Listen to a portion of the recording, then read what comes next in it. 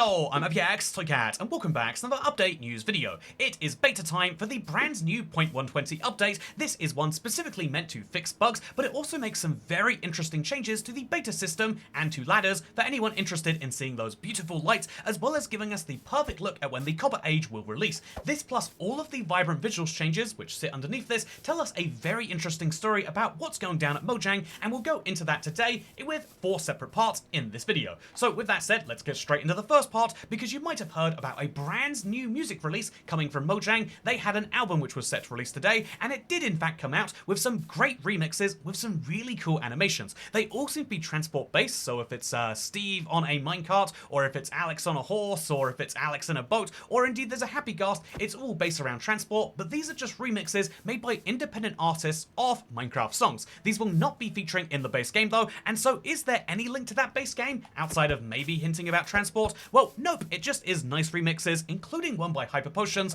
I love the one that was made, the little remix of Other Side, by the way.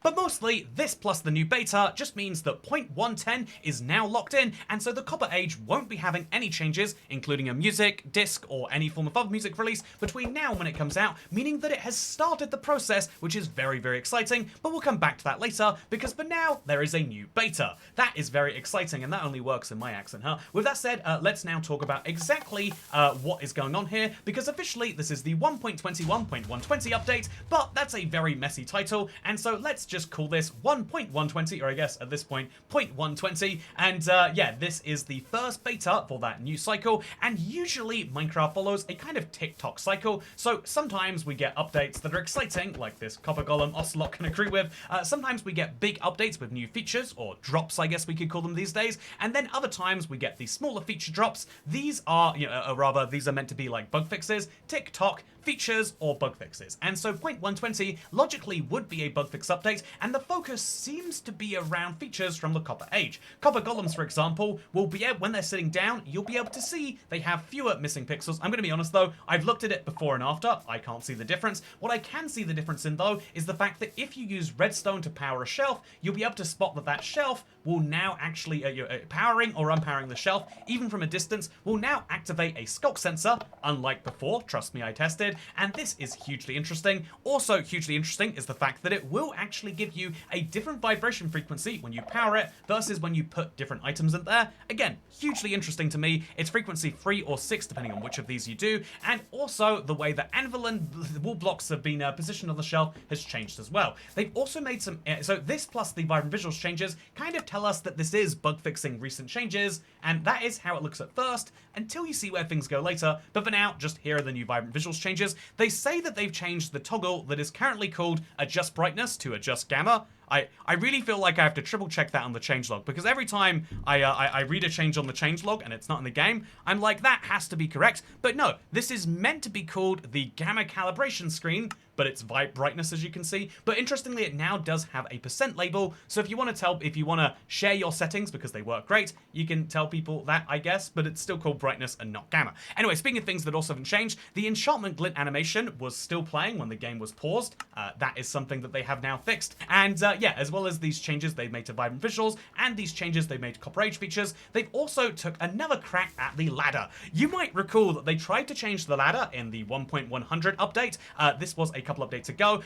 It was alongside the sugarcane changes, but people did not like the way it slowly dragged up, and so they've changed it, so now when you go close to a ladder within this distance, you'll see that the new kind of fix for this is that basically when you're approaching a ladder, your FOV widens by about 5 or 10%, so you can see more as you climb your ladder.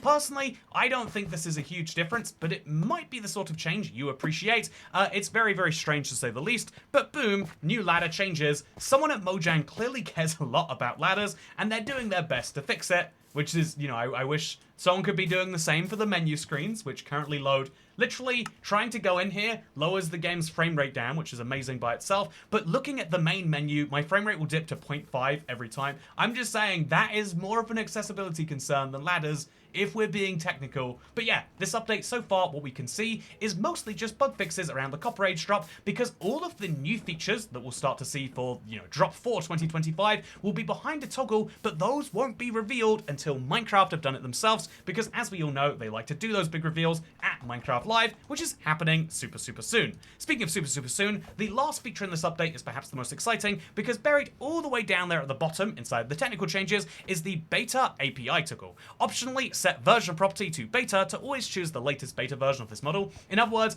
if you have an add-on or a map or something like that, you can tell Minecraft to always use the latest beta version as the version. Basically, instead of it coming into regular Minecraft, it can always stay beta, which is handy because lots of Minecraft features are always behind a beta toggle in the preview only, most famously of these being deferred point lighting. And so here we are with the most beautiful, vibrant visual setting. This is currently behind an experimental toggle, and what's interesting about it is that everyone and their mother wants this in default Minecraft, but it has one crucial issue. I've heard some people say that there are no performance issues, but you can probably notice them right here. The same device which can run Minecraft at close to 60 FPS can only run it at 20 FPS with point lighting enabled, but look how good it looks. This is such a wonderful change, and that is why many people would like to see it, and that's why it's extra interesting that Minecraft has an entire section of the changelog all about it. And we could go into the technical details of how deprecated point lighting has been deprecated in favor of a new file schema. They've extended per block local lighting, and they've also made it so the light color property is now optional. An interesting change about this is it means the redstone torch is still red. It's also still wrong relative to Java. The copper torch and the soul torch, however, are not blue and green anymore because Minecraft never clarified they should be blue and green, and so you're not getting those beautiful point lights from them, you're just getting regular lights. I think this is hugely interesting, even if I can't tell you deeply what it means beyond, oh look, we're working on a beta for an update that is a whole update behind the Java version, but it still doesn't have the copper torch model. So whoever works on the torch models for Bedrock has been on a very long leave for at least 380 days, in fact, based on the redstone torch. I don't know what's going on there, but I think it's fascinating. But what's interesting about these changes is it does, we've been waiting for a while to see if maybe point lighting would come to the base game, and this seems like it's a move in the opposite direction on some levels, while also being a positive move on others. And indeed, Smokey Stack, who is the data miner that I follow most closely when it comes to seeing what's in the betas, they say, based on their analysis of the files, that I think VV might get colored lighting now, which means that, yeah, we might not be getting point lighting with its beautiful changes, but we might be getting the colored lighting to allow redstone torches to be red, to allow soul torches to be blue, and of course to allow copper torches to be green. Although what's interesting is these are no longer included in the point lighting experiment, which, again, honestly, outside of if you have a crazy decent PC, is not very fun to play anyway. So that is a cool change for Vibrant Visuals. It's going to have a gamma bar, and it's meant to have a gamma bar right now, but it's going to have one in the future, and it looks like it might be having colored lighting, and maybe even a more complicated lighting system, a better lighting system, and perhaps one that performs better than we have right here. Because let's be honest, it doesn't just perform badly, it also looks really weird, right? Am I the only one that thinks that? Like, look at any of these lights as they go behind a wall. It just feels really, really strange. But maybe that's just me. Maybe this looks perfect to you. But anyway, with that said, there's one last thing to talk about, because obviously when we're talking about all of these changes, this is for the future, this is for the rest of the year, but when we're talking about the Copper Age drop, we're talking about the next couple of weeks or so. But that is the big question, isn't it? When is the Copper Age coming out? And great question. Let me give you an answer while I work on making this world a bit more 1.120 friendly.